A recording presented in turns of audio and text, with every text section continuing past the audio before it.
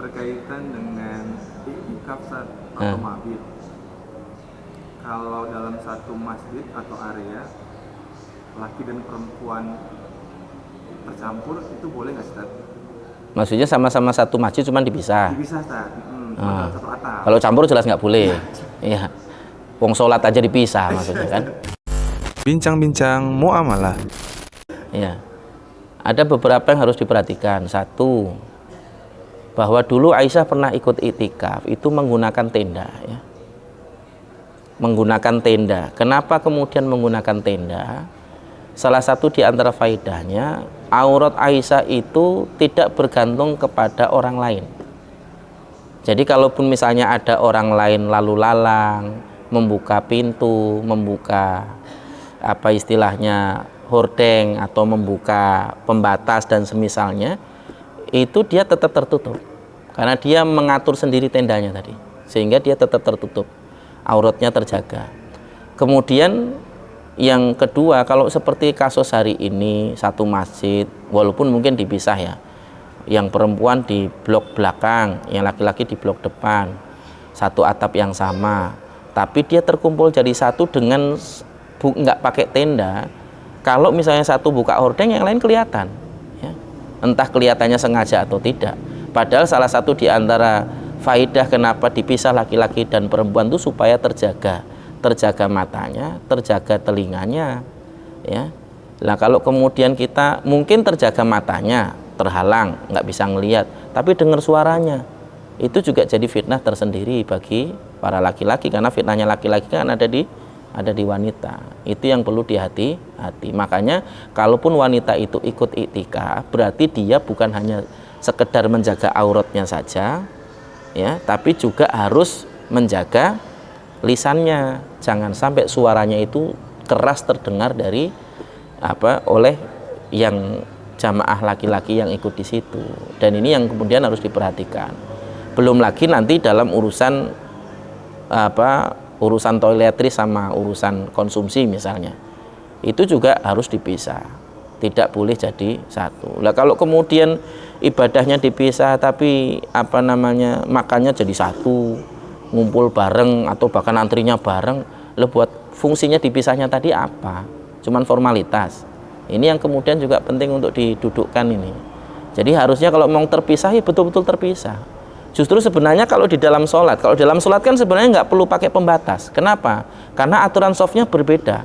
Khairus sufufi lirijali awwaluha wa syarruha akhiruha wa khairus sufufi linnisa'i akhiruha wa syarruha awwaluha. Sebaik-baik soft bagi laki-laki itu yang paling depan, yang paling buruk yang paling belakang. Sebaliknya, sebaik-baik soft bagi perempuan itu yang paling bagus yang paling belakang, dan yang paling buruk adalah yang paling depan. Jadi aturan softnya aja udah berbeda. Laki-laki mulainya dari depan ke belakang, kalau perempuan itu dari belakang ke depan softnya. Kenapa soft perempuan paling depan itu yang paling buruk dan yang laki-laki yang paling belakang yang paling buruk? Karena soft mereka berpotensi bersinggungan gitu. Ini kenapa kemudian itu menjadi posisi atau status paling buruk kata Nabi SAW di dalam sholat. Yang sholat tuh nggak mungkin tolah-toleh loh. Kan nggak mungkin kita ngelihat, orang kita ngelihatnya ke depan, ke tempat sujud, ya kan? Nah kalau kemudian di luar sholat itu justru yang harusnya dihijab itu ketika di luar sholat, supaya terjaga mata, terjaga telinga, ya, terjaga hati juga. Jadi masalah kemudian terjaga matanya, pakai cadar misalnya, ya. Kemudian semua tempat tertutup, tapi habis itu suaranya mendayu-dayu terdengar dari sebelah dinding. Ini masalah juga gitu. Akhirnya hatinya nggak terjaga itu, apalagi yang bujang. Ini masalah besar. Hati-hati. Nabi mengatakan itu fitnah kan? Kata Nabi, "Mataraktu fikum fitnatan a'zam min fitnatin nisa." Aku tidak pernah meninggalkan kepada kalian wahai para laki-laki fitnah yang lebih besar daripada fitnah wanita. Hati-hati betul ya.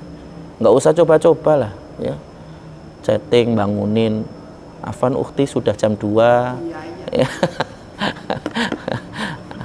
Ayo kita bangun sholat malam ya. Ini masalah bukan siapa-siapa kok ukhti ya. Halalin dulu baru sebut tuh ukhti, nggak apa-apa ya. Ini yang juga penting untuk diperhatikan. Dan satu faedah lagi, kenapa kemudian di dalam hadis disebutkan bahwa Nabi itu mengencangkan sarungnya ya. Syaddal mi'zar, bahwa Nabi itu mengencangkan sarungnya, itu salah satu penjelasan para ulama adalah Nabi fokus ibadah, tidak berpikir tentang istrinya sama sekali. Jangankan mendatangi istrinya, berpikir tentang istrinya sama sekali saja enggak. Karena dia pengen fokus ibadah 10 hari terakhir itu, cuma 10 hari kok. Ya. Yang menjadi masalah kita ini kan berbeda. Kitanya di sini, tapi pikirannya di sana. Itu masalahnya. Itu yang sudah halal. Gimana yang belum halal itu? Pikirannya melayang, ibadah jenisnya akhirnya liar gitu. Ini masalahnya. Ya. Perlu untuk dihati-hati. Bahkan kalau perlu sebenarnya dipisah masjidnya. Jadi kalau di sini masjidnya sudah dipakai itikaf laki-laki, nanti kalau perempuan mau itikaf di dalam masjid, berarti cari tempat lain yang nggak ada laki-lakinya kalau perlu gitu. Kayak di pondok pesantren gitu, masjid perempuan sendiri, masjid laki-laki sendiri gitu misalnya. Silahkan. Itu lebih aman dan dijamin lebih efektif dibandingkan hanya sekedar dipisah pakai sater atau semisalnya. Wallahu a'lam bishawab.